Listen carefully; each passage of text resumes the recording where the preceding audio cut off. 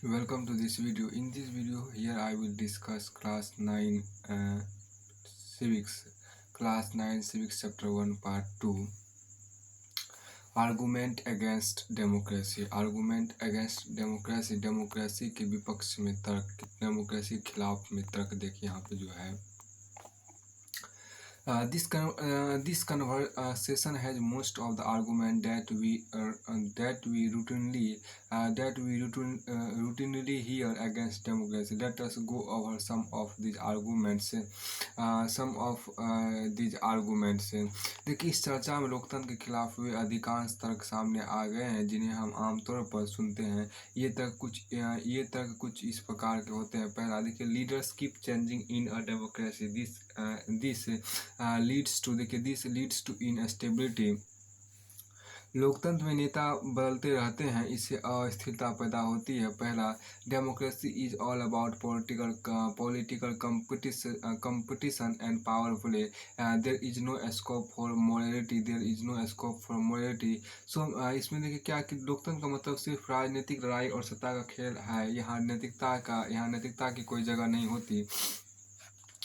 फिर यहाँ नैतिकता की कोई जगह नहीं होती। फिर आपको आगे यहाँ पर कहा गया है कि so many people have to be consulted. फिर देखिए क्या कि so many people have to be consulted in a democracy that it leads to delay. Delay. इसके बाद यहाँ पर कहा गया लोकतांत्रिक व्यवस्था में इतने सारे लोगों से बहस और चर्चा करनी पड़ती है कि हर फैसले में देरी होती है। फिर आगे कहा elected leaders don't know the best interest of the people, it leads to bad decision. देखिए यहाँ पर सामान्य लोगों को पता नहीं होता है कि उनके लिए क्या चीज़ अच्छी है और क्या चीज़ बुरी है, इसलिए उन्हें किसी चीज़ का फैसला नहीं करना चाहिए। फिर आपको आगे यहाँ पे है कि डेमोक्रेसी लीड्स टू करप्शन। देखिए यहाँ पर क्या कि democracy leads to corruption. Democracy यहाँ पे एक देखिए जो छूट है, सो देखिए elected leaders don't know the best interest of the people, it leads to bad decision. देखिए यहाँ पर क्या कि इसमें जो चुने हुए नेताओं को लोगों के हितों का पता नहीं होता, लोगों के हितों का पता ही नहीं होता, इसके चलते खराब फैसले होते हैं। फिर यहाँ पर elected leaders don't know the best interest of the people, it leads to bad decision. फिर देखिए democracy leads to corruption for it is based on electoral competition. यहाँ देखिए क्या कि democracy leads to corruption for it is based on electoral competition. इसका ये मतलब हो गया कि लोकतंत्र में चुनावी लड़ाई महत्वपूर्ण और खर्चीली होती है। Democracy leads to corruption for it is based on electoral competition. देखिए लोकतंत्र में चुनावी लड़ाई महत्वपूर्ण और खर्चीली होती है, इसलिए इसमें भ्रष्टाचार होता है। फिर कहते हैं ordinary people don't know what is good for them. Ordinary people don't know what is good for them, they should not decide anything. Ordinary people don't know what is good for them, they should not decide anything. सामान्य लोगों को पता नहीं होता है कि उनके लिए क्या चीज़ अच्छी है और क्या चीज़ बुरी है, इसलिए उन्हें किसी चीज़ का फैसला नहीं करना चाहिए। फिर आपको आगे यहाँ पे कहा गया है देखिए देखिए यहाँ पर क्या है कि एक खास बात आपको यहाँ पर है। Are there some other argument against democracy that you can think of? Which of these argument applies mainly to democracy? Which of these can apply to misuse of any form of government? Which of these do you agree with? यहाँ देखिए क्या लोकतंत्र के खिलाफ कुछ और भी बातें जो आपके मन में रह गई, इनमें से कौन सा तर्क मुख्य रूप से लोकतंत्र पर ही लागू होता है? इनमें से कौन सा तर्क किसी भी तरह की सरकार द्वारा सत्ता का दुरुपयोग करने के मामले में लागू नहीं होगा? इनमें से किस तर्क से आप सहमत हैं? Clearly democracy is not a magical solution for all the problems, it has not ended poverty in our country and in other parts of the world. Democracy has a form of government only ensure that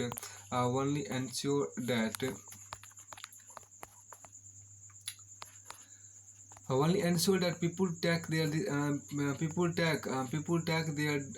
own decision. This does not guarantee that their decision will be good. People can make the mistake. Involving the people in this decision does lead to delays in decision making. It is also true that democracy leads to frequent change in leadership. Sometimes this can set back big decision and affect the government's efficiency.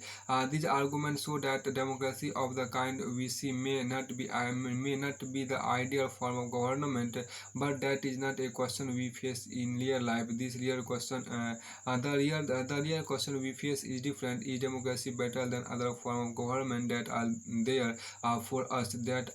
for us to choose from? तो यहाँ जो आपको कहा गया, इसमें थोड़ा सा देखने का प्रयास करते हैं। इसमें ये कहा गया कि देखिए कि निश्चित रूप से लोकतंत्र में सभी समस्याओं को खत्म करने और जादू की छड़ी नहीं है। निश्चित रूप से यहाँ क्या, निश्चित रूप से लोकतंत्र सभी समस्याओं को खत्म करने वाले जादू की छड़ी नहीं है। लोकतंत्र ने हमारे देश में या दुनिया के अन्य हिस्सों में भी गरीबी नहीं मिटाई है। सरकार के स्वरूप के तौर पर लोकतंत्र सिर्फ इसलिए बुनियादी चीज़ को देखता है कि लोग अपने बारे में खुद फैसले करें।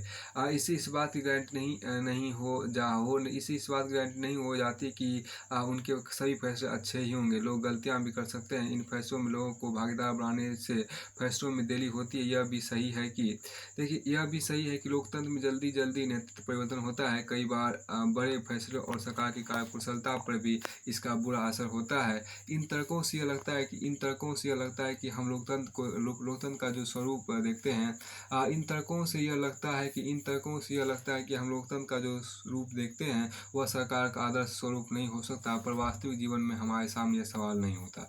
वहाँ सवाल यह होता है कि हमारे पास सरकार के स्वरूप के जो विकल्प उपलब्ध हैं उनमें लोकतंत्र किसी भी दूसरे से बेहतर है। फिर देखिए यहाँ पर जो आपको कहा गया आर्गूमेंट्स फॉर डेमोक्रेसी की बात की गई है। आर्गूमेंट्स फॉर डेमोक्रेसी की बात की, लोकतंत्र के पक्ष में तर्क आपको यहाँ पर, लोकतंत्र के पक्ष में जो तर्क उसको सुनिए। चाइना's famine of 1958-1961 was the worst recorded famine in world history. Nearby 3 crore people died in this famine. During those days, India's economic condition was not much better than China, yet India did not have a famine of kind China had. Economics think. याद रखिए, economics think that this was a result of different government policies in the two countries. The existence of democracy in India made the Indian government respond to food scarcity in a way that the Chinese government did not. They point out no large scale famine has ever taken place in an independent and democratic country. If China too had multi-party election and opposition party and a press free to criticize the government, then so many people may not have died in the famine. देखिए, चीन 1958-61 के दौरान बड़ा अकाल विश्व के इतिहास का अब तक का सबसे भयावह अकाल था। इसमें करीब 3 करोड़ लोग भूख से मरे। इनमें करीब 3 करोड़ लोग आपको भूख से मरे। उन दिनों भारत की आर्थिक स्थिति चीन से कोई बहुत अच्छी नहीं थी, फिर भी भारत में चीन के समान अकाल और भूखमरी की स्थिति नहीं आई। अर्थशास्त्रियों का मानना है कि ऐसा दोनों देशों की सरकारी नीतियों का अंतर कारण हुआ। भारत में लोकतांत्रिक सरकार, देखिए भारत में आपको लोकतांत्रिक व्यवस्था होने से भारत सरकार ने खाद्य सुरक्षा के मामले में जिस तरह से काम किया वैसा करने जो चीनी सरकार ने महसूस नहीं किया। अर्थशास्त्रियों का यह भी कहना है कि किसी भी स्वतंत्र और लोकतांत्रिक देश में कभी भी बड़ा आकार और बड़ी संख्या में भूखमरी नहीं हुई। मगर चीन में भी बहुदलीय चुनावी व्यवस्था होती है, विपक्षी दल होता है और सरकार की आलोचना कर सकने वाली स्वतंत्र मीडिया होती है। तो इतने सारे लोग भूख से नहीं मर सकते थे। अब यहाँ पे एक कार्टून का थोड़ा सा कर लीजिए। इस कार्टून में ये क्या शो किया गया है, ये देखिए। रीड दिस कार्टून, इसमें ये कहा गया क्या, देखिए, this cartoon is from Brazil, a country that has long experience of dictatorship. It is entitled the hidden side of dictatorship. Which hidden side does this cartoon depict? Is it necessary for every dictatorship to have a hidden side? If possible, find this out about the dictator, including Pinochet in Chile, Zelensky in Poland, and Sani Abacha in Nigeria, and Ferdinand Marcos in Philippines.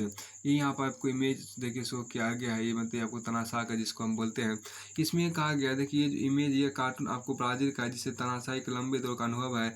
देखिए इसका शीर्षक तनाशाही का छुपा पक्ष। देखिए तनाशाही का छुपा पक्ष आपको यहाँ पर दिखाया गया है। इस कार्टून में किस छुपे पक्ष को उजागर किया गया है? क्या हाल तनाशाही का एक छुपा पक्ष रहे यह जरूरी है? अगर संभव हो तो चिले के पिनोसे, पोलैंड के जारू जेलेंस्की, नाइजीरिया के सनी अबाचा और फिलीपींस के फर्डिनेंड मार्कोस के बारे में ऐसी जानकारी इकट्ठी करें। तो फिर उसके बाद एक ख़ास जो चीज़ आपको आती है उस पे थोड़ा-सा हम ध्यान दें। इसमें देखिए जो बातें आपको कही गई है उसको देखिए आप आर्गूमेंट्स फॉर डेमोक्रेसी में यहाँ पे देखिए जो आपको देखिए चाइना ये तो हो चुका है इकोनॉमिक्स थिंक। तो अब यहाँ पर आइए उसमें जो आपको कहा गया कि डेट इसके बाद आपके यहाँ पर देखिए the example brings out one of the reasons why democracy is consider the best form of government democracy is better than any other form of government in responding to needs of the people. A non-democratic government can respond to the people's needs, but it all depends on the wishes of the people who rule. If the rulers don't want to, they don't have to act according to the wishes of the people. A democracy requires that the rulers have to attend to the needs of people. A democratic government is a better government because it is a more accountable form of government. यहाँ पे ये जो कहा गया है इसको यहाँ पर थोड़ा सा देखिए ये उदाहरण लोकतंत्र की सर्वश्रेष्ठ यह उदाहरण जो आपके यहाँ पर दिया गया था चाइना का फेमाइन में।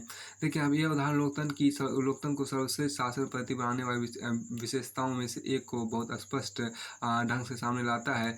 लोगों की जरूरत के अनुरूप आचरण करने के मामले लोकतांत्रिक शासन प्रणाली किसी भी अन्य प्रणाली से बेहतर है। किसी भी अन्य प्रणाली से बेहतर गैर लोकतांत्रिक सरकार लोगों की जरूरतों पर ध्यान दे भी सकती है और नहीं भी, और यह सब आपको सरकार चलाने वालों की मर्जी पर निर्भर करेगा। अगर शासकों को कुछ करने की जरूरत नहीं लगती तो उनको लोगों की इच्छा के अनुरूप काम करने की जरूरत नहीं है।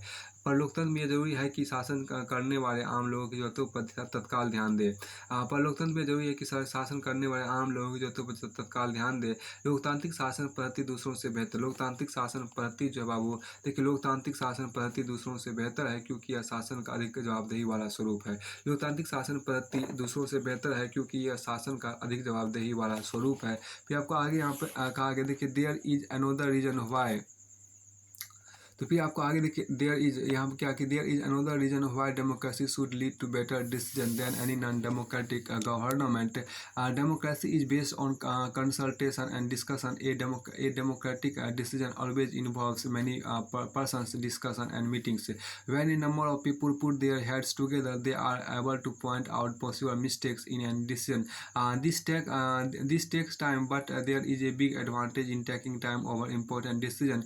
This reduces the chance of rash or irresponsible decision. Thus, democracy improve the quality of decision making. देखिए यहाँ पर गैर लोकतांत्रिक सरकारों की तुलना में लोकतांत्रिक सरकारों के बेहतर फैसले करने के एक अन्य कारण भी है। लोकतंत्र का आधार व्यापक चर्चा और बहसें है। लोकतांत्रिक फैसले में हरदम ज़्यादा लोग शामिल होते हैं। चर्चा करके फैसले होते हैं। बैठकें होती अगर किसी एक मसले पर अनेक लोगों की सोच लगी हो तो उसमें गलतियों की गुंजाइश कम से कम हो जाती है। इसमें कुछ ज़्यादा समय जरूर लगता है लेकिन महत्वपूर्ण मसलों पर थोड़ा बहुत समय लेकर फैसले करने के अपने लाभ भी हैं। फिर देखिए यहाँ पर कि इससे ज़्यादा उग्र या गैर जिम्मेदार फैसले लेने की संभावना घटती है। इस प्रकार लोकतंत्र बेहतर निर्णय लेने की संभावना बढ़ाता है। इसी से जुड़ा तीसरा तर्क भी है। लोकतंत्र मतभेदों और टकरावों को संभालने का तरीका उपलब्ध कराता है। किसी भी समाज में लोगों के हितों और विचारों में अंतर होगा ही। भारत की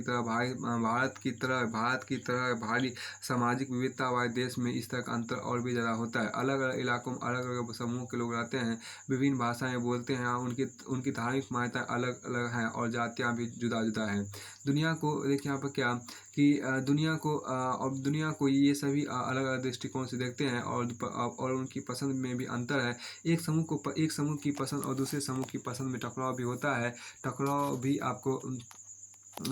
भी होता है। एक समूह पसंद दूसरे समूह पसंद में टकराव भी होता है। ऐसे टकराव को कैसे सुलझाएंगे? इसे ताकत के बल पर सुलझाया जा सकता है। जिस समूह के पास ज़्यादा ताकत होगी वह दूसरे को दबा देगा और कमजोर समूह को इसे मानना होगा। लेकिन इससे नाराजगी और असंतोष पैदा होगा। ऐसी स्थिति में विभिन्न समूह ज़्यादा समय तक साथ नहीं रह सकते। लोकतंत्र इस समस्या का एकमात्र शांतिपूर्ण समाधान उपलब्ध कराता है। लोकतंत्र में कोई भी अस्थायी विजेता नहीं होता और कोई अस्थायी रूप से पराजित नहीं होता। यहाँ पे क्या है कि विभिन्न समूह एक दूसरे के साथ शांतिपूर्ण ढंग से रह सकते हैं। भारत की तरह विविधता वाले देश लोकतंत्र ही एकजुट बनाए हुए हैं। अब आगे यहाँ पर देखिए क्या कि there is another reason why democracy should lead to better decision than any non-democratic government. Democracy is based on consultation and discussion. A democratic decision always involves many persons, discussion and meetings. When a number of people put their heads together, they are able to point out possible mistake in any decision. This takes time, but there is a big advantage in taking times over important decision. This reduces the chances of rush or irresponsible decision. Thus democracy improve the quality of decision making. फिर आपको आगे यहाँ पे जो कहा गया उसको समझने का प्रयास करते हैं. This is related to, देखिए यहाँ पे क्या कि this is related to the third argument. Democracy provides a method or to deal with difference and conflicts. देखिए in any society people are bound to have differences of opinions and interest. These differences are particularly sharp in a country like ours, which has an amazing social diversity. People belong to different regions, speak different language, practice different religions, and have different castes. They look at the world very differently and have different preference. The preference of one group can clash with those of other groups. How do we resolve such a conflict? The conflict can be solved. The conflict can be solved by brutal power, whichever देखिए यहाँ पर क्या whichever group is more powerful will dictate its terms, and others will have to accept that, but that would lead to resentment and unhappiness. Different groups may not be able to live together for long in such a way. Democracy provides the only peaceful solution to this problem. देखिए in democracy no one is permanent, no one is a permanent winner, no one is a permanent loser. Different groups can live with one another peacefully. In a diverse country like India, democracy keeps our country together. अब यहाँ पर आगे कहा गया क्या कि these three arguments were देखिए यहाँ पर क्या कि these three arguments were about the effect of democracy on the quality of government and social life. But the strongest argument for democracy is not about what democracy does to the government. It is about what democracy does to the citizens. Even if democracy does not bring about better decision and accountable government, it is still better than other forms of government. Democracy enhances the dignity of citizens. As we discussed above, democracy is based on principle of political equality, on recognizing that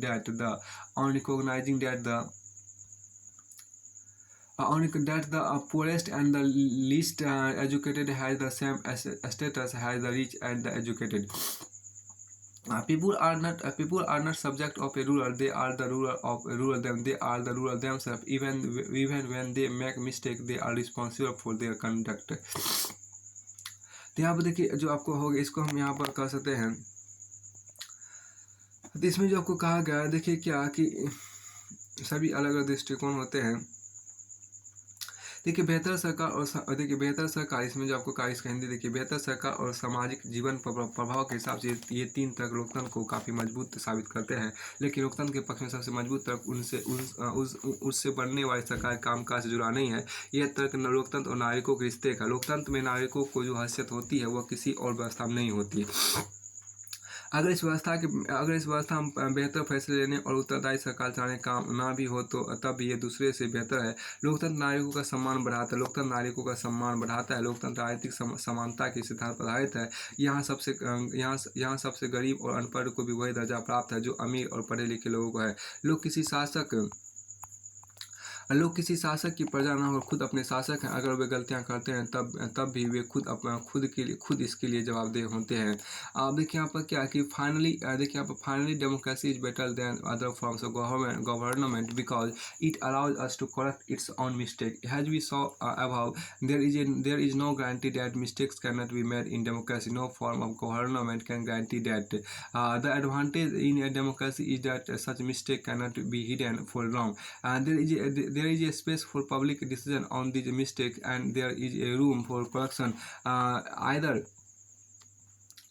Either the rulers have to change their decision, or the rulers can be changed. This cannot happen in a non-democratic government. यानी कि क्या लोकतंत्र के पक्ष में आखिरी तर्क यह है कि लोकतांत्रिक व्यवस्था दूसरों से बेहतर है, क्योंकि इसमें हमें अपनी गलती ठीक करने का अवसर भी मिलता है। जैसा कि हमने ऊपर देखा है कि इस बात की कोई गारंटी नहीं है कि लोकतंत्र में कोई गलती नहीं हो सकती। किसी भी किस्म की सरकार की बात किसी भी किस्म की सरकार इस बात की गारंटी नहीं दे सकती। इस मामले लोकतंत्र का लाभ यह है कि इस मामले लोकतंत्र का लाभ यह है कि इसमें गलतियों को ज़्यादा देर तक छुपाए नहीं रखा जा सकता। इन गलतियों पर सार्वजनिक चर्चाएं की गुंजाइश लोकतंत्र में है, और फिर इनमें सुधार करने की गुंजाइश भी है। इसका मतलब यह है कि इसका मतलब यह कि क्या क्या इसका मतलब यह कि क्या इसका मतलब यह कि या तो शासक समूह अपना फैसला बदलने या शासक समूह को ही बदला जा सकता है। गैर लोकतांत्रिक सरकारों में ऐसा नहीं किया जा सकता। फिर आपको आगे यहाँ देखिए, let us sum it up. देखिए let us sum it up. Democracy cannot democracy cannot get us everything and is not the solution of to all problems, but it is clearly better than any other alternative that we know. It offers better chances of a good decision. It is likely to respect people's own wishes and allows different kinds of people to live together. Even when it fails to do some of these things, it allows a way of correcting its mistake and offer more dignity to all citizens. That is why democracy is considered the best form of government. देखिए चलो अब इस चर्चा को समेट लेते हैं। लोकतंत्र हमें सब चीज़ें नहीं दे सकता, और ना ही यह सभी समस्याओं का समाधान है, लेकिन यह साफ तौर पर उन सभी दूसरी व्यवस्थाओं से बेहतर है जिन्हें हम जानते हैं और दुनिया के लोगों को जिसका अनुभव है। ये अच्छे फैसलों के लिए बेहतर अवसर उपलब्ध कराता है, और इसमें लोगों की इच्छाओं का सम्मान किए जाने की इसमें लोगों की इच्छाओं का सम्मान किए जाने की ज़्यादा संभावना है, और इसमें अलग अलग तरह के लोग ज़्यादा बेहतर ढंग से साथ साथ रह सकते हैं। अगर यह इनमें से कुछ काम करने में असफल रहता है, तब भी इसमें गलती सुधारने की संभावना है, और इसमें सभी नागरिकों को ज़्यादा सम्मान मिलता है। इसी वजह से लोकतंत्र को सबसे अच्छी शासन व्यवस्था माना जाता है। फिर एक कार्टून की बात यहाँ पर कहा गया है। दिस कार्टून देखिए यहाँ पर, this cartoon was published in Canada just before east parliament election in 2004. Everyone, including the cartoonists, expected the Liberal Party to win once again. When the result came, the Liberal Party lost the election. Is this our cartoon an argument against the democracy of all for the democracy? यहाँ पे ये कहा गया क्या, देखिए यह cartoon ये जो कनाडा का 2004 के संसद चुनाव के ठीक पहले प्रकाशित हुआ था। इस कार्टून देखिए यहाँ पे इसमें कोई खास नहीं है, इसमें दिखाता ये, इसमें देखिए हिंदी इंग्लिश कर लेते। इसमें कहा गया क्या कि we voters are angry and we're not going to take it any more. देखिए हम मतदाता बहुत नाराज हैं, अब हम और सहन नहीं करेंगे। देखिए यहाँ पर फिर कहता क्या कि the liberals have been arrogant, ये लिबरल बहुत घमंडी हो गए। फिर कहता क्या कि they have broken our trust in government, क्या फिर इन्होंने सरकार में हमारा विश्वास ही तोड़ दिया है। फिर कहता है क्या द स्टोर आवर मनी, हमारा धन हड़प लिया है। So on June 28 we're going to do what Canadians do best. यहाँ देखिए जून को होने वाले, इसमें जो कहा गया जितना दूर को होने वाले चुनाव में हम वही करने जा रहे हैं जो एक कैनेडियन सबसे अच्छे ढंग से करता है। क्या कि we're going to vote them back in, क्या यानी हम उनको फिर से जिता देंगे। यहाँ पे देखिए एक खास बात जो यहाँ पर कहा गया इसमें, ये देखिए राजेश एंड मुजफ्फर आपको है, एक कहानी आपको दिया गया है। देखिए यहाँ पर Rajesh and Muzaffar read an article if it showed that no democracy has ever gone to war with another democracy. Wars take place only when one of the two government is non-democratic. The article said that this was a great merit of democracy. After reading the essay, Rajesh and Muzaffar had different reaction. Rajesh said that this was not a good argument for democracy.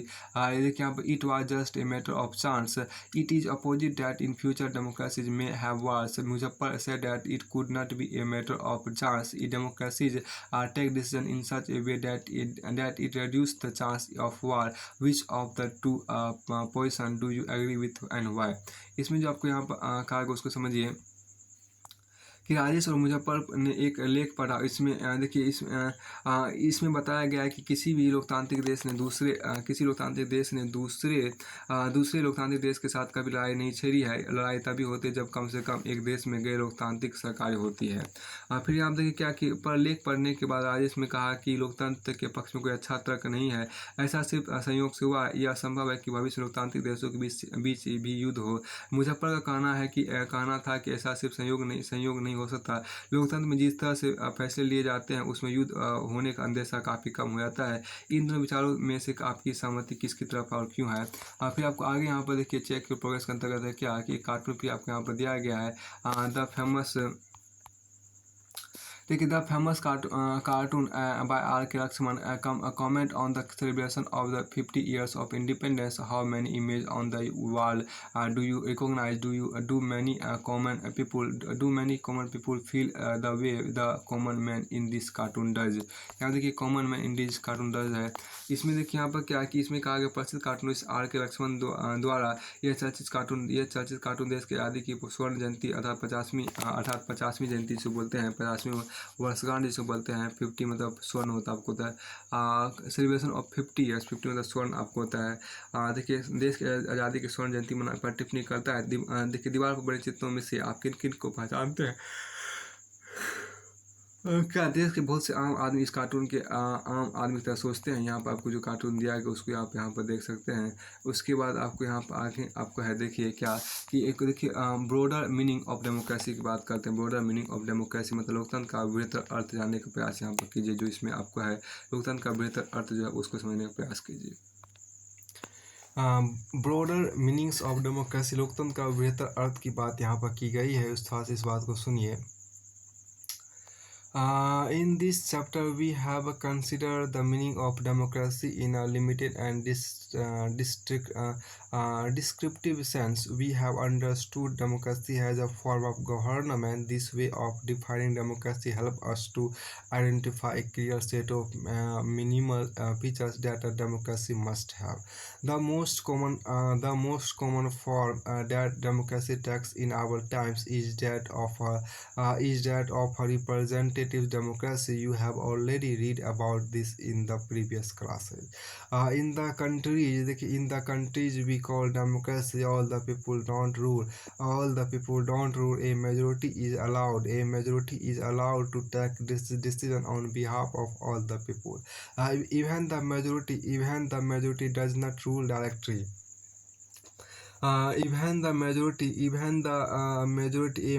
is allowed to take decision on behalf of all the people. Even the majority does not rule directly. The majority of people rule. Through their elected representatives. This become necessary because modern democracies involve such a large number of people that it is physically impossible for them to sit together and take a collective decision. Even if they could, the citizen does not have the time, the desire, or the skill to take part in all the decision. This gives us a clear but minimal understanding of democracy. This clarity helps us to distinguish democracies from non-democracies, but it does not allow us to distinguish between a democracy and a good democracy. It does not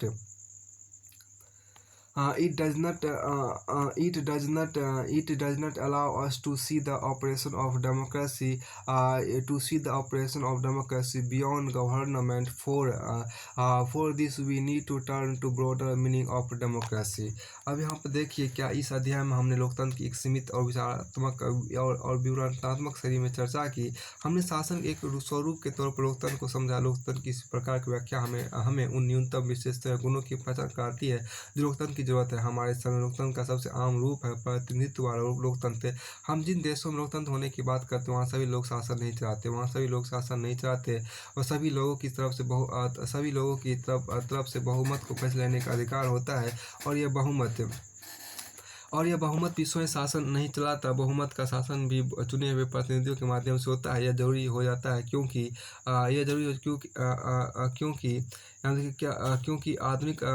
आधुनिक लोकतांत्रिक शासन व्यवस्था देखिए, आर्थिक लोकतांत्रिक शासन व्यवस्था में इतने अधिक लोग होते कि हर बात के सबको साथ बैठाकर सामूहिक फैसला कर पाना संभव ही नहीं हो सकता। अगर यह संभव हो, देखिए, अगर यह संभव हो तब भी हर एक नागरिक के पास हर फैसले में भाग लेने का समय, इच्छा या योग्यता और कौशल नहीं होता, या कौशल नहीं होता। देखिए, इसमें हमें लोकतंत्र की स्पष्ट लेकिन न्यूनतम जरूरी समझ मिलती है। इस अस्पष्टता से हमें लोकतांत्रिक और लोकतांत्रिक सरकारों में अंतर करने में मदद मिलती है। लेकिन इसमें हमें एक समान लोकतंत्र और एक अच्छे लोकतंत्र के बीच अंतर करने की क्षमता नहीं मिल पाती, नहीं मिल जाती। देखिए यहाँ पर, लेकिन इससे हमें एक समान लोकतंत्र और एक अच्छे लोकतंत्र के बीच अंतर करने की क्षमता नहीं मिल जाती। इससे हम लोकतंत्र को सरकार से परे जाकर नहीं समझ पाते। इसके लिए हमें लोकतंत्र के बेहतर अर्थ को समझना होगा। देखिए, यहाँ पर modern democracies involve such a large number of people that it is physically impossible for them to sit together and take a collective decision, even if they could the citizen does not have the time. Even if they could the citizen does not have the time, the desire or the skills to take part in all the decisions. This gives us a clear but minimal देखिए यहाँ पर क्या, this gives us a clear but minimal understanding of democracy. This clarity helps us to distinguish a democracy from non-democracy, but it does not allow us to distinguish between a democracy and a good democracy. It does not देखिए यहाँ पर क्या, it does not allow us to see the operation of democracy beyond government. For this we need to turn to broader meaning of democracy. Sometimes we use democracy for organization other than the government. Just read this statement. यहाँ देखिए कि इसमें हमें लोकतंत्र के स्पष्ट लेकिन न्यूनतम जरूरी समझ मिलती है। इस अस्पष्टता से हमें लोकतांत्रिक और लोकतांत्रिक सरकारों में अंतर करने में मदद मिलती है, लेकिन इससे हमें एक समान लोकतंत्र और एक अच्छे लोकतंत्र के बीच अंतर करने की क्षमता नहीं मिल पाती। इससे हम लोकतंत्र को सरकार से परे जाकर नहीं समझ पाते। इसके लिए हमें लोकतंत्र के बेहतर अर्थ को समझना होगा। फिर आगे यहाँ पर कहा गया, we are a very democratic family whenever. तो यहाँ पर देखिए क्या कि we are a very democratic family whenever a decision has to be taken. Whenever a decision has to be taken, we all sit down and arrive at a consensus. My opinion matter as much as my father's. I don't like teachers who don't allow the student to speak and ask questions in the class. I would like to have teachers with democratic temperament. One leader and his family members decide everything in this party. How can they talk of democracy? अब यहाँ पे देखिए जो कहा गया, यहाँ पे जो देखिए यहाँ पे देखिए इसमें जो कहा कुछ स्टेटमेंट आपको, कई बार हम लोकतंत्र का प्रयोग सरकार से अलग संगठनों के लिए करते हैं। जरा इन कथनों पर गौर कीजिए। फिर कहते हैं कि one leader and his family members decide everything in this party, how can they talk of democracy. फिर आपको आगे यहाँ पे जो कहा गया, देखिए हम लोगों का परिवार काफ़ी लोकतांत्रिक है। जब भी फैसला करना होता है तो हम सभी साथ बैठकर आपसी सहमति से फैसले लेते हैं। फैसले में मेरे विचारों का भी उतना ही महत्व होता है जितना मेरे पिताजी का होता है। मुझे वह शिक्षक पढ़ना पसंद है जो कक्षा में छात्रों को बोलने और सवाल पूछने की इजाज़त नहीं देते। मैं तो ऐसा शिक्षक पसंद करूँगी जो लोकतांत्रिक मानसिकता का हो। एक नेता और उसके परिवार के लोग इस पार्टी का सारे फैसले करते हैं, तो वे क्या लोकतंत्र की बात करेंगे? नहीं करेंगे। अब देखिए यहाँ पर जो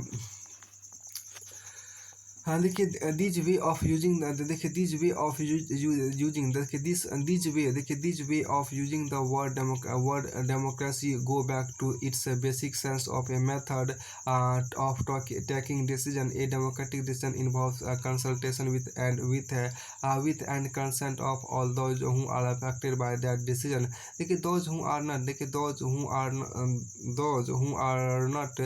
powerful have the same say in taking the decision as those who are powerful. This can apply to a government or a family or any other organization. Thus, democracy is also a principle that can be applied to any sphere of life. देखिए sometimes we use the word democracy not to describe any existing government but to set up an ideal standard that all democracies must aim to become. Must aim to become, यहाँ देखिए क्या कि become true democracy will come to this country only when no one goes hungry to bed. In a democracy, every citizen must be able to play equal role in decision making. For this you don't need just an equal right to vote.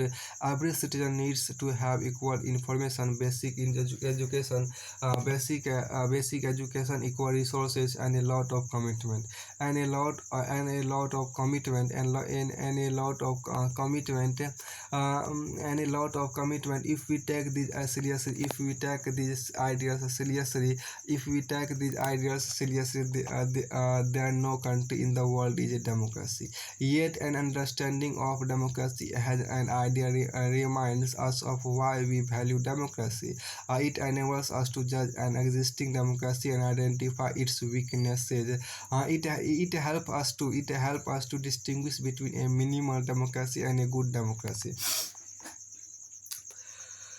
देखिए यहाँ पर क्या कि एक देखिए लोकतंत्र शब्द का इस तरह प्रयोग, देखिए यहाँ पर क्या कि इसमें जो आपको कहा इन दिस बुक, अब यहाँ पर आगे देखिए इसका पूरा फिनिशिंग कर, in this book we don't deal much with this expanded notion of democracy, our focus here with, देखिए our focus here is with our focus, देखिए यहाँ पर क्या in this book we don't deal much in this book we don't deal much with this expanded notion of democracy. Our focus here is with some core institutional features of democracy as a form of government. Next year you will read more about a democracy, more about a democratic society and way of evaluating our democracy. At this stage we just need to know that democracy can apply to many aspects of life and that democracy can take many forms. There can be various ways of taking decision in a democratic manner, so as long as the basic principle of consultation on an equal basis is accepted. The most common form of democracy in today's world is a rule through people's elected representatives. We shall read more about that in chapter 3. But if the community is small, there can be other ways of taking democratic decision. All the people can sit together and take decision directly. This is how Gram Sabha should work in a village. Can you think of some other democratic ways of decision making? अब यहाँ पर देखिए क्या इसमें जो कहा गया लोकतंत्र शब्द का इस तरह का प्रयोग फैसले लेने, लेकिन यहाँ पर क्या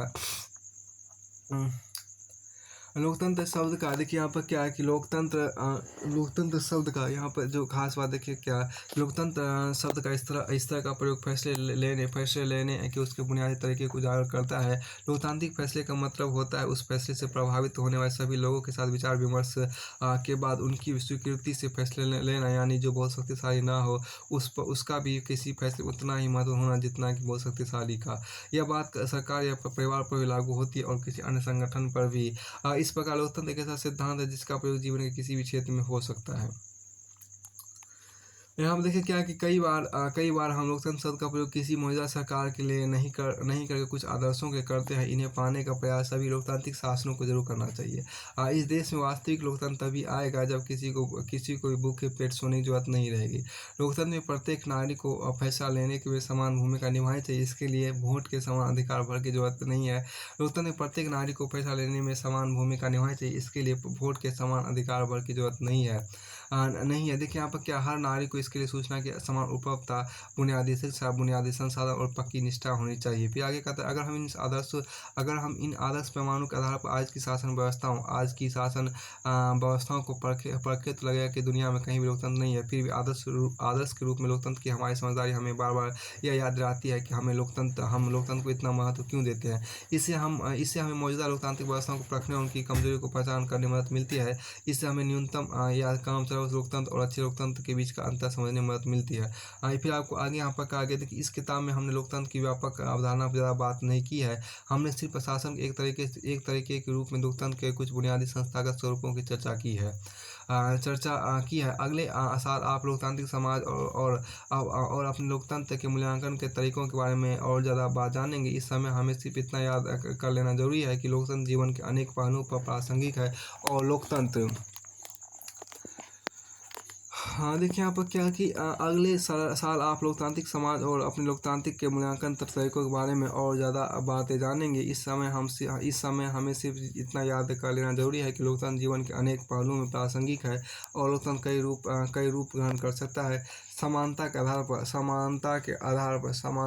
पर चर्चा और विचार विमर्श के बुनियादी सिद्धांत को माना जाए तो लोकतांत्रिक ढंग का फैसला भी कई तरह का हो सकता है।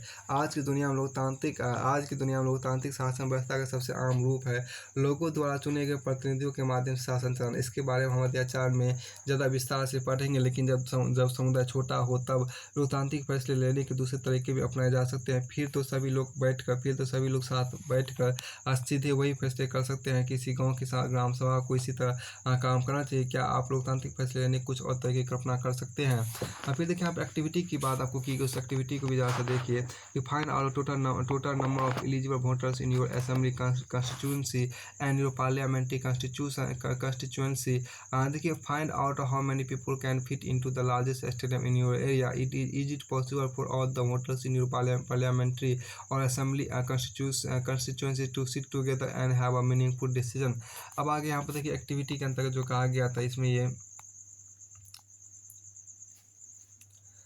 कि देखिए अपने विधानसभा और संसदीय क्षेत्र की मदद संख्या का पता लगे। फिर ये उतना इंपॉर्टेंट आगे चलिए इसमें आगे फिर यहाँ पर देखिए कहा गया क्या कि दिस आल्सो मीन्स, देखिए यहाँ पर क्या कि this also means that no country is a perfect democracy.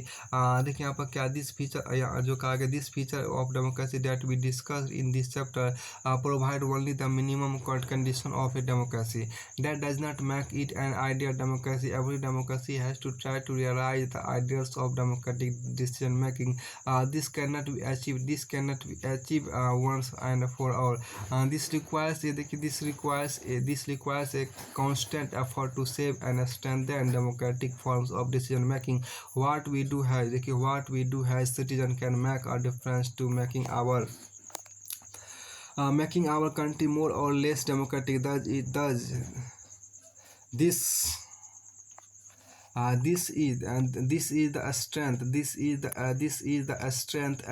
the strength and the weakness of democracy। The fate of the country depends not just on what the rulers do, but mainly on what we as citizens do। This is what distinguishes democracy from other forms of government like monarchy, dictatorship, or one-party rule don't require all citizens to take part in politics। In fact, most non-democratic government would like citizens not to take part in politics, but democracy depends on active political participation by all the citizens। This is why a study of democracy must focus on democratic politics। अब यहाँ पर देखिए जो खास बातें आपको यहाँ पर की गई है, इसका यह भी मतलब हुआ कि किसी भी देश में आदर्श लोकतंत्र नहीं है। लोकतंत्र की जिन विशेषताओं की चर्चा हमने इस अध्याय में की है देखिए अध्याय में की वे लोकतंत्र की न्यूनतम शर्त है, पर इनसे ये आदर्श लोकतंत्र नहीं बनता। देखिए इनसे ये आदर्श लोकतंत्र नहीं बनता। एक आदर्श लोकतंत्र में निर्णय लेने की प्रक्रिया लोकतांत्रिक होनी चाहिए। हर लोकतंत्र को इस आदर्श को पाने का प्रयास करना चाहिए। यह स्थिति एक बार में और एक साथ सभी के लिए हासिल नहीं की जा सकती। इसके लोकतांत्रिक फैसले लेने की प्रक्रिया को बचाए रखने और मजबूत कर जाने की जरूरत होती है। नागरिक के तौर पर हम जो भी काम करते हैं वह भी हमारे देश के लोकतंत्र को अच्छा या खराब बनाने में मदद करता है। यही लोकतंत्र की ताकत है और यही कमजोरी भी देश का भविष्य शासकों के कामकाज से भी ज़्यादा नागरिकों के कामकाज पर निर्भर करता है। यही चीज़ देखिए यहाँ पर क्या यही चीज़ लोकतंत्र को अनुशासन व्यवस्थाओं से अलग करती है। राजशाही, तानाशाही या एक दल के शासन जैसी अन्य व्यवस्थाओं में सभी नागरिकों को राजनीति में हिस्सेदारी करने की जरूरत नहीं रहती। अब यहाँ पर देखिए नहीं नहीं रहती। दरअसल अधिकांश गैर लोकतांत्रिक सरकारें चाहती ही नहीं कि लोग राजनीति में हिस्सा लें, लेकिन लोकतांत्रिक व्यवस्था सभी नागरिकों की सक्रिय भागीदारी के बारे में पढ़ाई हो। सो इसी लोकतंत्र के बारे में इसे यहाँ पर कि इस एक मिनट के, लेकिन लोकतांत्रिक व्यवस्था सभी नागरिकों की सक्रिय भागीदारी पर ही निर्भर करती है। इस लोकतंत्र के बारे में पढ़ाई हो तो लोकतांत्रिक राजनीति पर ही ध्यान केंद्रित करना चाहिए। अब यहाँ पे जो कहा गया, देखिए एक यहाँ पे जो आपको है कुछ सम एक्सरसाइज यहाँ पर आपसे देखिए जो आपको प्रश्नावली है, मतलब यहाँ से देखिए जो चैप्टर पूरी तरह से आपको फिनिश होता है। यहाँ से चैप्टर पूरी तरह से आपको फिनिश होता है। उसके बाद हम आगे चलते हैं। तो आगे यहाँ देखिए आपको जो आपको चैप्टर है वो आपको इसके बाद जो दूसरा चैप्टर आप यहाँ पर देख रहे हो वो आपका चैप्टर 2 है। ये देखिए यहाँ पर ये चैप्टर 2 है, मतलब क्लास 9 सिविक्स का चैप्टर 2 है, कॉन्स्टिट्यूशनल डिजाइन संविधान निर्माण। कॉन्स्टिट्यूशनल डिजाइन मतलब संविधान निर्माण की बात यहाँ पर की गई। देखिए ओवरव्यू सब पेज का देख लीजिए। इसमें जो आपको कहा गया उसको देखिए। We noted in the previous chapter that in a democracy we noted, देखिए यहाँ पर जो कहा गया, we noted in a previous chapter that in a democracy the rulers are not the rulers are not free to do what they like. There are, देखिए यहाँ पर there are certain basic rules that the citizens and the government have to follow. All such rules together are called constitution. Has the supreme law of has the supreme law of country has the supreme law of the country, that constitution. The constitution determines the right of citizens, the powers of the government, and how the government should function. यहाँ पर देखिए जो कहा गया।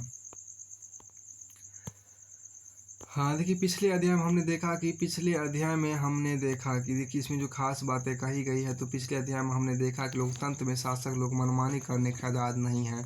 कुछ बुनियादी नियम है जिनका पालन नागरिक और सरकार दोनों करना होता है। ऐसे कभी भी यहाँ पर देखिए ऐसे सभी नियमों का सम्मिलित रूप संविधान कहता है। देश का सर्वोच्च कानून होने की हैसियत से संविधान नागरिकों का अधिकार, सरकार की शक्ति और उसके कामकाज के तौर तरीकों का निर्धारण करता है। तो यहाँ देखिए क्या कि in this chapter we ask some basic question about the constitutional design of a democracy. Why do we need a constitution? How are the constitution drawn up? Who designs them and in what way? What are the values that shape the constitution in a democratic states? Once a constitution is accepted can we make change later has required by the changing condition. अब यहाँ देखिए क्या इस अध्याय में हम लोकतंत्र के संवैधानिक स्वरूप पर कुछ बुनियादी सवाल उठाएंगे। हमें संविधान की जरूरत क्यों होती है? संविधान बनते कैसे हैं? उन्हें कौन बनाता है और किस तरीके से बनाता है?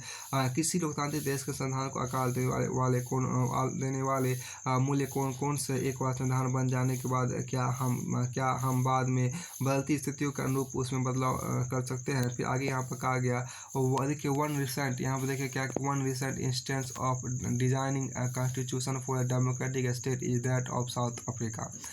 देखिए वन रिसेंट इंस्टेंस, देखिए यहाँ पर क्या one recent instance of designing a constitution for a democratic state is that of South Africa. We begin this chapter by looking at what happened.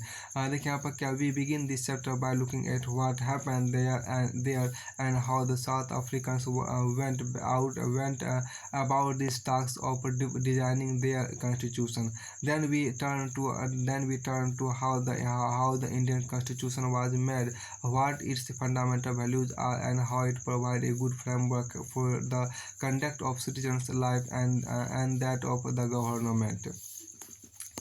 इसमें देखिए इस अध्याय में हम लोकतंत्र के संवैधानिक स्वरूप पर कुछ बुनियादी सवाल उठाएंगे। हमें संविधान की जरूरत क्यों होती है? संविधान बनते कैसे हैं? उन्हें कौन बनाता है और किस तरीके से बनाता है? किसी लोकतांत्रिक देश के संविधान को आकार देने वाले मूल्य कौन से हैं? एक बार संविधान बन जाने के बाद क्या हम बाद में बदलती परिस्थितियों के अनुरूप उसमें बदलाव कर सकते हैं? फिर यहाँ पर बदलाव कर सकते हैं। हाल के दिनों में संविधान बनाने एक उदाहरण दक्षिण अफ्रीका का है। वहाँ क्या हुआ और दक्षिण अफ्रीकी लोगों ने किस तरह अपने संविधान निर्माण के काम को अंजाम दिया, हम इस अध्याय की शुरुआत में इसी अनुभव पर गौर करेंगे। इसके बाद हम भारतीय संविधान निर्माण और इसके इसके पीछे के मौलिक विचार और मूल्यों की चर्चा करेंगे और देखेंगे कि किस तरह नागरिकों के जीवन और सरकार के अच्छे कामकाज के बढ़िया ढांचा उपलब्ध कराता है।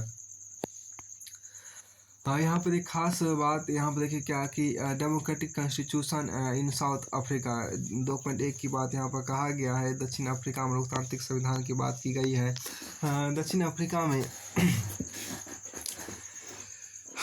अफ्रीका में लोकतांत्रिक संविधान की बात आपको यहाँ पर की गई। दक्षिण अफ्रीका में देखिए democratic constitution in South Africa, democratic constitution in South Africa की बात की गई है। दक्षिण अफ्रीका में लोकतांत्रिक संविधान, दक्षिण अफ्रीका में लोकतांत्रिक संविधान आपके यहाँ पर है। Democratic constitution in South Africa की बात यहाँ पर की गई है। तभी हम देखिए क्या कि देखिए आई हैव फाउट, ये नेल्सन मंडेला इमेज भी आपके यहाँ पर है। इसमें कहा गया क्या देखिए I have fought against white domination and I have fought against black domination. I have cherished the ideal of a democratic and free society in which all person live together in harmony and with equal opportunity. It is an idea, देखिए यहाँ पर it is an idea which I hope to live for and to achieve. But if needs be it is an idea for which I am prepare to die. मैंने गोरों के प्रभुत्व को देखिए यहाँ पर क्या, मैंने गोरों के प्रभुत्व के खिलाफ संघर्ष किया और मैंने ही अश्वेतों के प्रभुत्व का विरोध किया है। यहाँ हम देखिए क्या कि मैंने ही क्या, इस पर थोड़ा सा गौर कीजिए। मैंने गोरों के प्रभुत्व के खिलाफ संघर्ष किया है और मैंने ही अश्वेतों के प्रभुत्व का विरोध किया है। और मैंने एक ऐसे लोकतांत्रिक और स्वतंत्र समाज की कामना की है जिसमें सभी लोग पूरे मेलजोल के साथ रहे और सबको समान अवसर उपलब्ध हो। मैं इसी आदर्श के लिए जीवित रहना और इसे पाना चाहता हूँ और अगर जरूरत पड़े तो इस आदर्श के लिए मैं जान देने को भी तैयार हूँ। ये बात आपको नेल्सन मंडेला ने कहा था। फिर आगे देखिए यहाँ पर क्या कि देखिए this was Nelson Mandela belong tried for treason by tried. देखिए यहाँ पर क्या कि इसमें जो आपको कहा गया कि बीइंग, देखिए यहाँ पर this was Nelson Mandela being tried for treason by the white south African government. He and 7 other leaders were sentenced to life imprisonment in 1964 for daring to oppose the apartheid regime in his country. He spent the next 28 years in South Africa, South Africa's most dreaded prison, Robben Island. यहाँ देखिए क्या, यह Nelson Mandela का कथन है जिन पर दक्षिण Africa गोरों की सरकार ने देशद्रोह का मुकदमा चलाया था। देखिए उन्हें और 7 अन्य नेताओं को 1964 में देश में रंगभेद से चलने वाली शासन व्यवस्था का विरोध करने के लिए आजीवन कारावास से सजा दी गई थी। अगले यहाँ पर देखिए क्या कि अगले हथियार और जोर जबरदस्ती से गुलाम बनाया जैसे भारत से उलट काफ़ी बड़ी संख्या में गोरे लोग दक्षिण अफ्रीका में बस गए। देखिए भारत यहाँ पर क्या कि भारत उलट काफ़ी बड़ी संख्या में गोरे लोग दक्षिण अफ्रीका में बस गए और उन्होंने स्थानीय शासन को अपने हाथों में ले लिया। रंगभेद की राजनीति में लोगों ने रंगभेद की राजनीति ने लोगों को उनकी चमड़ी के रंग के आधार पर बांट दिया। दक्षिण अफ्रीका का स्थानीय लोगों की चमड़ी का रंग काला होता है। आबादी में उनका हिस्सा 3/4 या उन्हें अश्वेत कहा जाता है। देखिए श्वेत और अश्वेतों के अलावा वहाँ मिश्रित नस्लें जिन्हें रंगीन चमड़ी वाला कहा जाता है और भारत से ऐसे लोग भी थे जो गोरे शासक गोरों के अलावा शेष सब को छोटा और नीचा मानते थे। इन्हें वोट डालने का अधिकार भी नहीं था। इन्हें वोट डालने का अधिकार भी नहीं था। यहाँ पे देखिए क्या कि देखिए यहाँ पर वोट डालने का अधिकार में था। देखिए यहाँ पर a sign board emblating of the translation of the apartheid era 1953। यहाँ पर देखिए जो खास बात यह है कि इमेज आपको यहाँ पर दिया गया है कि रंगभेद वाले दौर 1953 एक साइन बोर्ड जिसमें तब के तनावपूर्ण संबंधों का पता चलता है। इस साइन बोर्ड पर लिखा है खतरा देसी अश्वेत हिंदुस्तानी और रंगीन चमड़े वालों, अगर तुम रात में इस परिसर में घुसे तो तुम्हें लापता घोषित कर दिया जाएगा। हथियारबंद सुरक्षा गार्ड देखते ही गोली मार देंगे और जंगली कुत्ते लाश को नोच कर खा जाएंगे। तुमको चेतावनी दे दी गई है। लेकिन यहाँ पर कहा गया डेंजरस। देखिए native Indians and coloureds if you enter this premises at night you will be listed as missing. Armed guards shoot on sight. Savage dogs devour the corpse. You have been warned. अब यहाँ पर आगे देखिए क्या आपको है। तो सबसे पहले आपको यहाँ जो इसके बाद आपको यहाँ पर जो देख रहे हैं इसके बाद आपको आगे यहाँ पर है क्या कि आप देखिए यहाँ पर क्या क्या अपार्थेड, देखिए एक यहाँ पर आपको क्या अपार्थेड, देखिए अपार्थेड अपार्थेड, देखिए देखिए यहाँ पर क्या कि अपार्थेड डिसाइड, आप यहाँ देखिए स्ट्रगल अगेंस्ट अपार्थेड की बात की गई है। स्ट्रगल अगेंस्ट अपार्थेड, देखिए रंगभेद के खिलाफ संघर्ष की बात यहाँ पर की गई है। एक मिनट, थोड़ा सा कुछ मिसिंग हो रहा है। देखिए यहाँ पर क्या, यह नेल्सन मंडेला है, यह नेल्सन मंडेला का कथन है जिन पर दक्षिण अफ्रीका गोरों की सरकार ने देशद्रोह, यहाँ पर देखिए जिन पर दक्षिण अफ्रीका की गोरों की सरकार ने देशद्रोह का मुकदमा चलाया था, उन्हें देखिए यहाँ पर क्या उन्हें और 7 अन्य नेताओं को 1964 में देश में रंगभेद से चलने वाली शासन व्यवस्थाओं का विरोध करने के लिए आजीवन कारावास सजा दी गई थी। अगले यहाँ पर देखिए क्या कि अगले 28 वर्षों तक उन्हें दक्षिण अफ्रीका के सबसे भयावह रोबेन द्वीप में कैद रखा गया था। अब यहाँ पर देखिए स्ट्रगल अगेंस्ट अपार्थेड की बात यहाँ पर की गई है। तो देखिए रंगभेद के खिलाफ संघर्ष की बात यहाँ पर की गई है। Apartheid was the name of a system of racial discrimination unique to South Africa. The white Europeans imposed this system on South Africa during the 17th and 18th century. The trading companies from Europe occupied it with arms and force. In the way they occupied India, but unlike India, a large number of whites had settled in South Africa and became the local rulers. The system of, यहाँ देखिए पहला यहाँ the system of, देखिए क्या कि the system of apartheid divided the people and labour them on the basis of their skin colour. The native people of South Africa are black in colour. They made up about 3/4 of the population and were called blacks. Beside these two groups, there were people of mixed race who were called colored, and people who migrated from India. And the white rulers treated all non-whites as inferiors. The non-white did not have voting rights. अब देखिए यहाँ पे जो कहा गया रंग भेद नस्ली भेदभाव पर आधारित उस व्यवस्था का नाम है जो दक्षिण अफ्रीका में विशिष्ट तौर पर चलाई गई थी। दक्षिण अफ्रीका पर यह व्यवस्था यूरोप के गोरे लोगों ने ला दी थी। 17वीं और 18वीं सदी में व्यापार करने आई यूरोप की कंपनियों ने दक्षिण अफ्रीका को उसी तरह आपको क्या हथियारों और जोर जबरदस्ती से गुलाम बनाया, जिसे भारत से उलट काफ़ी बड़ी संख्या में गोरे लोग दक्षिण अफ्रीका में बस गए और उन्होंने स्थानीय शासन को अपने हाथों में ले लिया। रंगभेद की राजनीति ने लोगों को उनकी चमड़ी के रंग के आधार पर बांट दिया। रंगभेद की राजनीति ने यहाँ पर क्या कि रंगभेद की राजनीति ने यहाँ पर देखिए क्या कि रंगभेद की राजनीति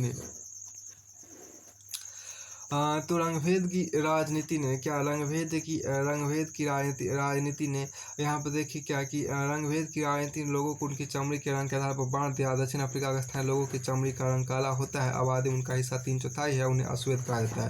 देखिए श्वेत और अश्वेत के अलावा हम मिश्रित नस्ल जिन्हें रंगीन चमड़ी वाला कहा जाता है और भारत से गए लोग भी थे। गोरे शासक गोरे के अलावा शेष सबको छोटा और नीचा मानते थे। इन्हें वोट डालने का अधिकार भी, देखिए यहाँ पर क्या इन्हें वोट डालने का अधिकार भी नहीं था। रंगभेद की शासक की नीति अश्वेतों के लिए खासतौर से दमनकारी थी। उन्हें गोरों की बस्तियों में रहने बसने की इजाज़त नहीं थी। परमिट होने पर ही वे वहाँ जाकर काम कर सकते थे। रेलगाड़ी, बस, टैक्सी, होटल, अस्पताल, स्कूल और कॉलेज, पुस्तकालय, सिनेमाघर, नाटक की गिरी, समुद्र तट, तरण एवं सार्वजनिक शौचालय तक में गोरों और कालों के लिए एकदम अलग अलग इंतजाम थे। इसे पृथक्करण या अलग अलग करने के इंतजाम कहा जाता था। काले लोग गोरों के लिए आरक्षित जगह तो क्या उनके गिरजाघर तक में नहीं जा सकते थे। अश्वेतों को संगठन बनाने और इस भेदभावपूर्ण व्यवहार का विरोध करने का भी अधिकार नहीं था। 1950 से अश्वेत, रंगीन चमड़ी वाले और भारतीय मूल के लोगों ने रंगभेद प्रणाली के खिलाफ संघर्ष किया। उन्होंने विरोध प्रदर्शन किए और हड़ताल आयोजित किए। भेदभाव वाली इस शासन प्रणाली के विरोध करने वाले संगठन अफ्रीकी नेशनल कांग्रेस के झंडे तले एकजुट हुए। इनमें कई मजदूर संगठन, कम्युनिस्ट पार्टी भी शामिल थे। अनेक समझदार और संवेदनशील गोरे लोग भी रंगभेद समाप्त करने के आंदोलन में अफ्रीकी नेशनल कांग्रेस के साथ आए और उन्होंने इस संघर्ष में प्रमुख भूमिका निभाई। और अनेक देशों ने रंगभेद की निंदा की और इस व्यवस्था के खिलाफ आवाज उठाई। लेकिन गोरी सरकार ने हजारों अश्वेत और रंगीन चमड़ी वाले लोगों की हत्या और दमन करते हुए अपना शासन जारी रखा। फिर आप यहाँ पे देखिए कि the apartheid system was particularly oppressive for the blacks. देखिए they were forbidden from living in white areas. फिर यहाँ पे देखिए क्या they could work in white areas only if they had a permit. Train, buses, taxis, hotels, hospitals, schools and college, libraries, cinema halls and theaters, beaches, swimming pool. यहाँ पे देखिए क्या कि swimming pool public toilets were all separate for whites and blacks. This was called segregation. They could not even visit the churches where the white worshipped. Black could not form association or protest against the terrible treatment. Since 1950 the blacks, colored and Indians fought against the apartheid system. They launched यहाँ पर क्या देखिए they launched protest march and marches and strike. The African National Congress ANC was an umbrella organization.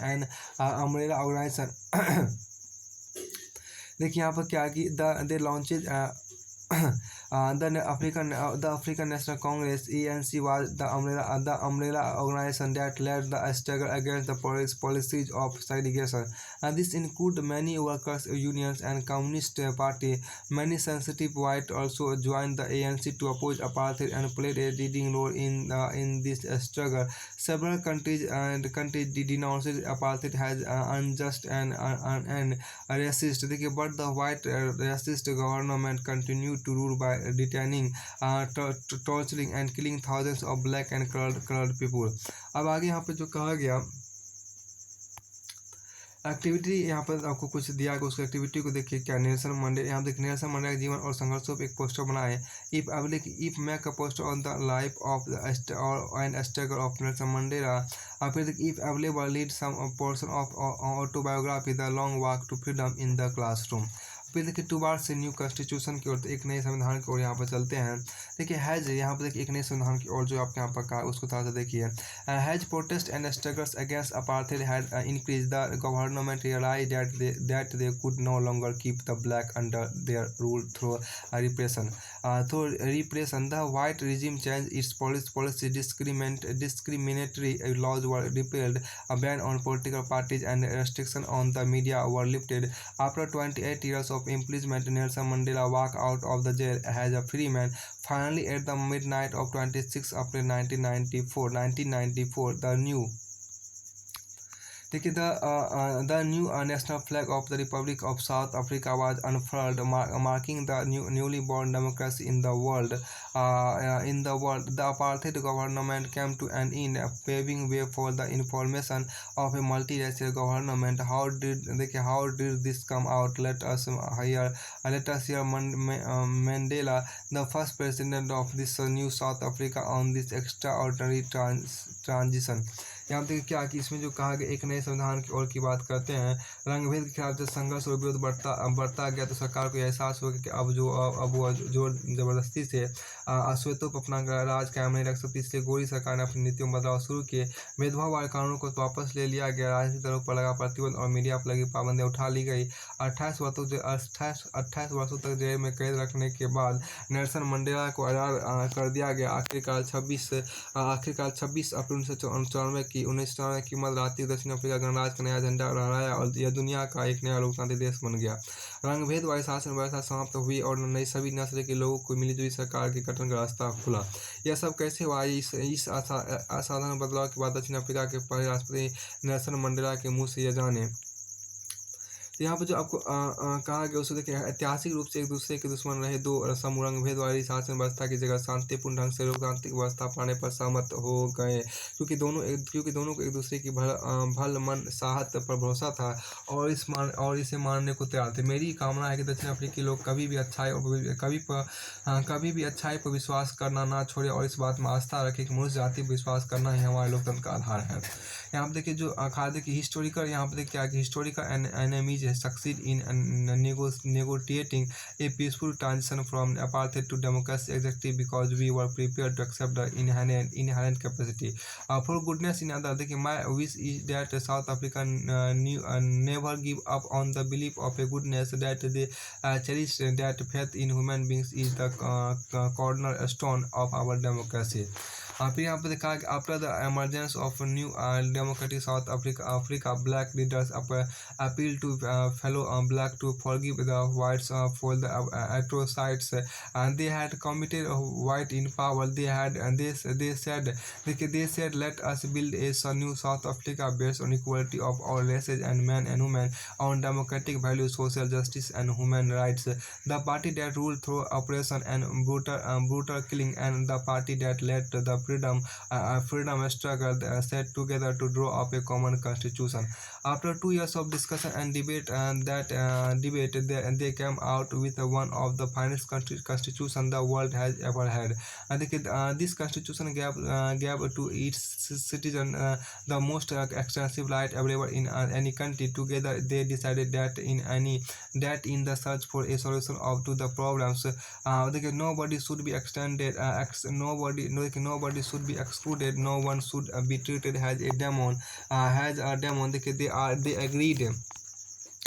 देखिए यहाँ पर क्या कि they agreed that everybody should become part of the solution whatever they might have done or represented in the past. The preamble to the South African Constitution, see page 28, sum up this spirit. यहाँ पर देखिए जो कहा इसका ये मतलब हिंदी करते हैं इसका नए लोकतांत्रिक दक्षिण अफ्रीका के उदय के साथ ही अश्वेत नेताओं ने अश्वेत समाज से आग्रह किया कि सत्ता में रहते हुए गोरे लोगों ने जो जुर्म किए थे उन्हें वे भूल जाएं और गोरों को माफ़ कर दें गोरों को माफ़ कर दे।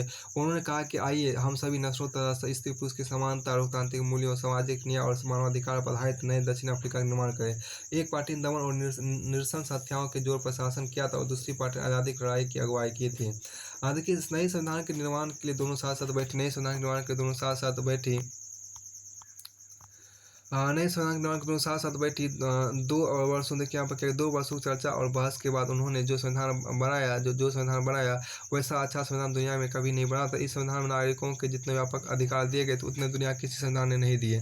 साथ ही उन्होंने यह भी फैसला किया कि मुश्किल मामलों के समाधान की कोशिश में किसी को भी अलग नहीं किया जाएगा और ना ही किसी को बुरा या दुष्ट बनकर बर्ताव किया जाएगा। इस बात पर सहमति बनी कि जिसने चाहे जो कुछ भी किया हो लेकिन अब से हर समस्या के समाधान में सबकी भागीदारी होगी। दक्षिण अफ्रीका यहाँ पर देखिए दक्षिण अफ्रीकी संविधान की प्रस्तावना इस भावना को बहुत खूबसूरत ढंग से व्यक्त करती है। फिर देखिए पृष्ठ 30 देखिए दक्षिण अफ्रीकी संविधान से दुनिया भर के लोकतांत्रिक लोग प्रेरणा लेते हैं। दक्षिण अफ्रीकी संविधान से दुनिया भर के लोकतांत्रिक लोग प्रेरणा लेते हैं। 1994 तक जिस देश की दुनिया भर में लोकतांत्रिक तौर तरीकों के लिए निंदा की जाती थी आज उसे लोकतंत्र के मॉडल के रूप में देखा जाता है। यह काम दक्षिण अफ्रीकी लोगों द्वारा साथ रहने साथ काम करने के दृढ़ निश्चय और पुराने कड़वे अनुभवों को पुराने कड़वे अनुभवों को आगे के इंद्रधनुषी समाज बनाने में एक सबक के रूप में प्रयोग करने की समझदारी दिखाने का संभव हुआ। एक बार फिर नेल्सन मंडेला के शब्दों में यह बात समझे। दक्षिण अफ्रीका का संविधान इतिहास और भविष्य दोनों की बातें करता है। एक तरफ तो यह एक पवित्र समझौता है कि दक्षिण अफ्रीकी के रूप में हम एक दूसरे से यह वादा करते हैं कि हमने अपने रंगभेदी क्रूर और दमन का इतिहास को फिर से दोहराने की अनुमति नहीं देंगे। पर बात इतनी ही नहीं है, यह अपने देश को इसके सभी लोगों द्वारा वास्तविक अर्थों में साझा करने घोषणा पत्र भी है। श्वेत और अश्वेत, स्त्री और पुरुष, यह देश पूर्ण रूप से हम सभी का है। यहाँ से देखिए ये चैप्टर फिर यहीं तक इसको रखिए इस चैप्टर में। इसमें या फिर आपको दक्षिण अफ्रीका को जानने के लिए आपको www.gov.gi को देखिएगा। क्या दक्षिण अफ्रीका स्वतंत्रता संग्राम से क्या दक्षिण अफ्रीका के स्वतंत्रता संग्राम से हटाइए इसको थोड़ा सा इसको बाद में क्या आप दक्षिण अफ्रीका के स्वतंत्रता संग्राम से आपको भारतीय राष्ट्रीय आंदोलन की यादें आई। इन बिंदुओं के आधार पर दोनों संघर्षों में समानता और समानताएं बताइए। विभिन्न समुदाय के बीच नेतृत्व गांधी मंडेला, संघर्ष का नेतृत्व करने वाली पार्टियां अफ्रीकी नेशनल कांग्रेस और भारतीय राष्ट्रीय कांग्रेस, संघर्ष का तरीका, उपनिवेशवाद का चरित्र। इसमें देखिए यहाँ पर देखिए ये चैप्टर हिंदी चैप्टर 4 तक पूरी तरह से हो गया। अब आगे यहाँ पर देखिए क्या